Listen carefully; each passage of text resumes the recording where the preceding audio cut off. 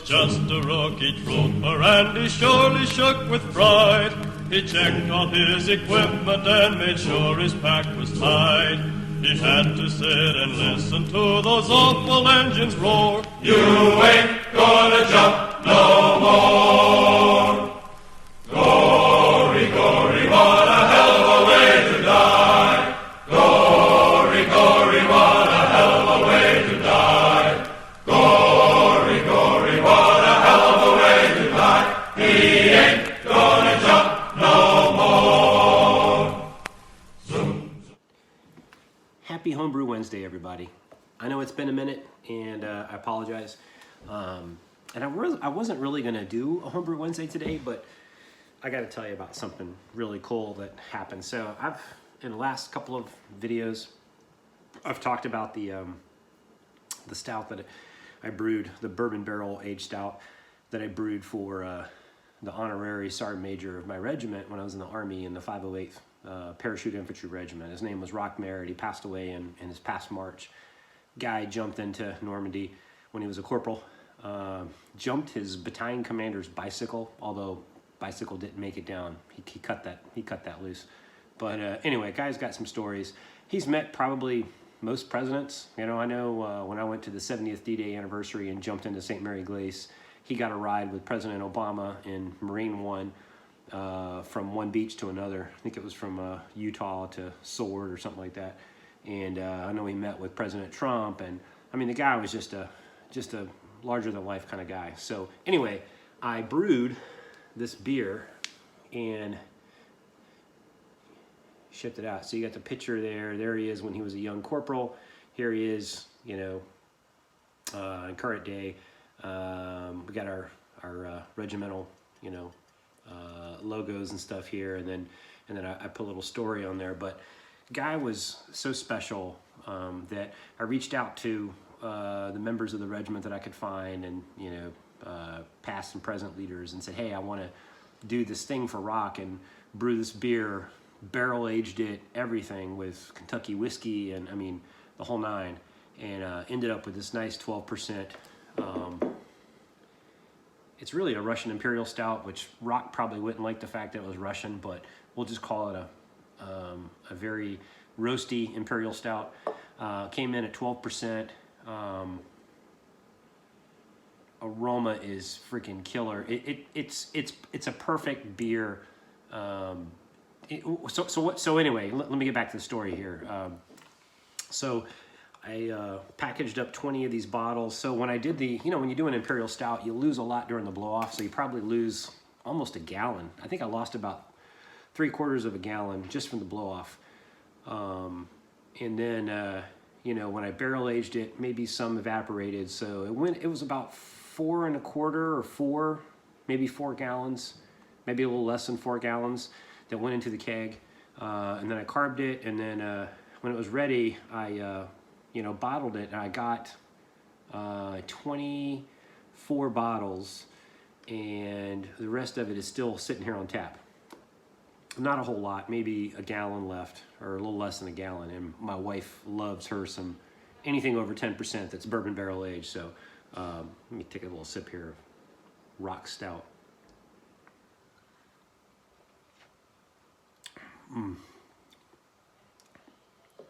This thing's got dark chocolate, leather, all the kind of roasty notes from like bourbon barrel, Goose Island bourbon barrel county stout, or bourbon county stout. All the things I like. I mean, it came out perfect. I don't think I could make, you know, a better Imperial Stout than this. It was perfect, and I'm so pleased with it.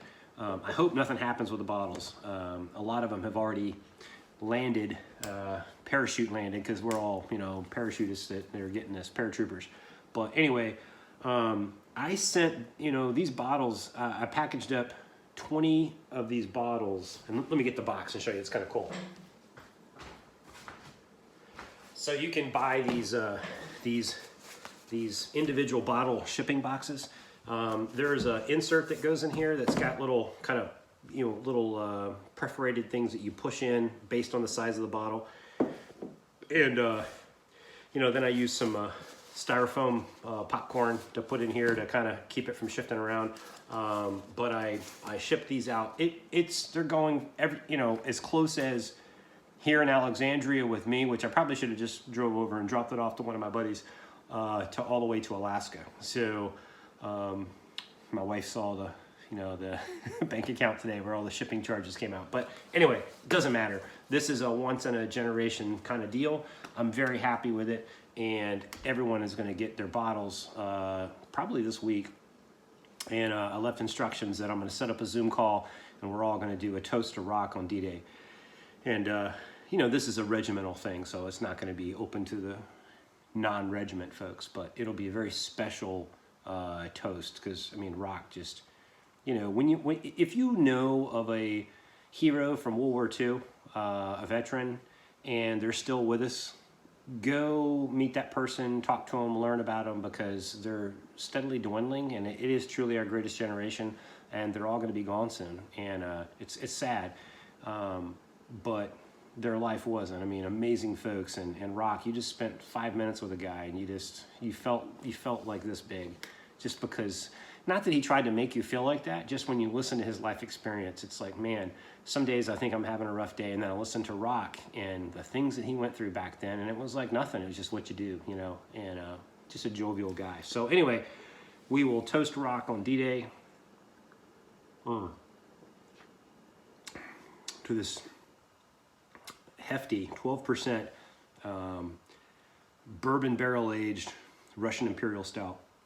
Let me stop calling it Russian. Paratrooper Imperial Stout. It's a. I don't want to say that because that sounds like piss. That's not good. It is a airborne Imperial Stout, an AIS. Let's call that.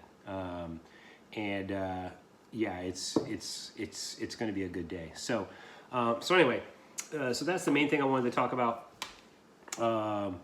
And then the second thing, by the way, I didn't use a parcel shop or anything. You can use apps and just have the labels printed out and ship them out. The reason I still have 2 of these boxes is because 2 folks are local. Actually, one guy's up in Pennsylvania. He's going to come down and visit the Dean's List and kind of get a tour, and I'm going to give him his bottle. And then one of my former company commanders, she's here in Washington, D.C., so I'm either going to go meet her or she's going to come meet me, and then I'm going to pass her bottle. Awesome lady. Anyway,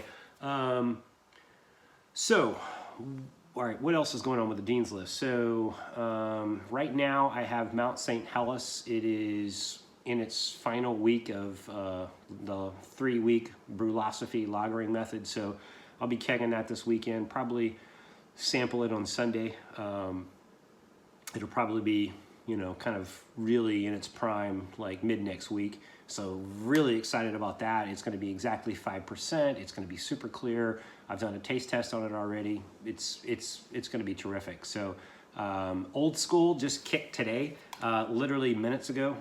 So actually about 20 minutes ago. So I'm going to clean that keg tap out and put the Mount St. Helens, Munich Helles on that tap. I still have the collaboration Rusted Tin Roof, which is it's a Saison. Is that a Saison? Yeah, it's a Saison.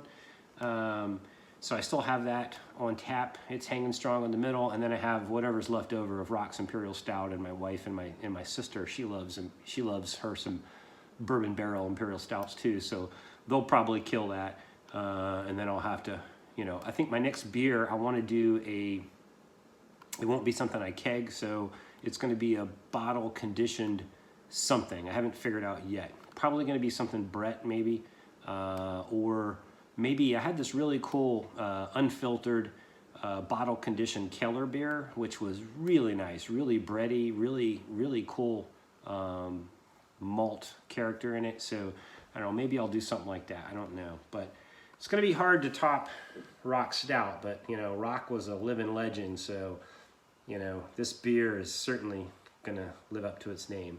So anyway, that's all I got for this week. Sorry I'm not doing as many videos. I've been really busy with work, but I'm watching all of your videos, and I'm going to try to start posting some a little bit more regularly when things settle down.